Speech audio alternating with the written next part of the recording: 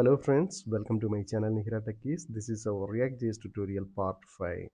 In this video, we are going to talk about useEffect hooks.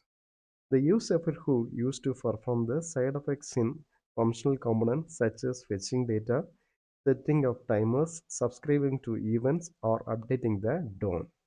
So basically, it runs after the components render, and also it can be optionally rerun when specified dependencies change. Okay, let me explain it very clearly. So basically, it will be executed in the initial load.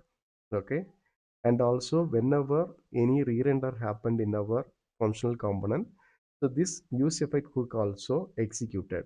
Okay, but the thing is, we have one concept is dependency. Okay, by adding this dependency, we can control the execution of this use effect hook.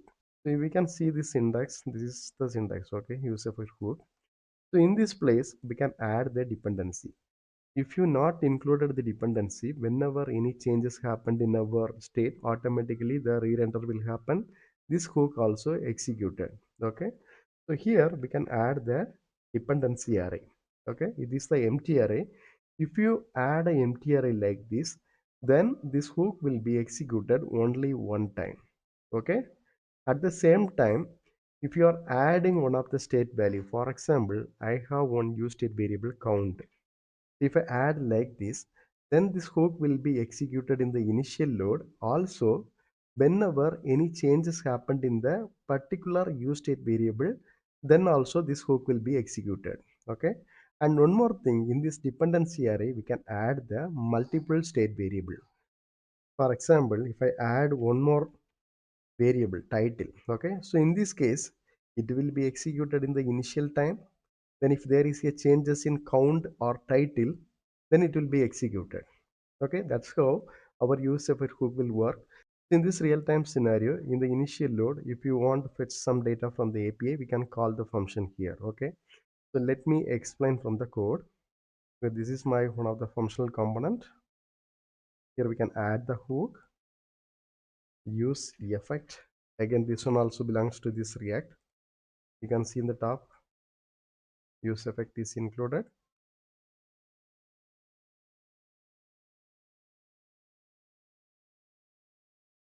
Initially, we can call like this. Okay, so now if I'm checking the console, so we can see this use effect called two times. Okay, so let's clear everything. So it is called two times. So now I'm trying to change some of the state variable. If I add the by now, the card value is increased. See, it is called once again. At the same time, if I'm changing this title, see, the count will be increased. So whenever the state changes is happen, this hook also executed. Okay. So now what I'm going to do, let me include one dependency array. This is the syntax, right? So now we can clear the console and I'm just reloaded the page. See, we are able to see this console in the initial times. There are two times. Okay. So now if I'm trying to add something also, the hook is not executed. Similarly,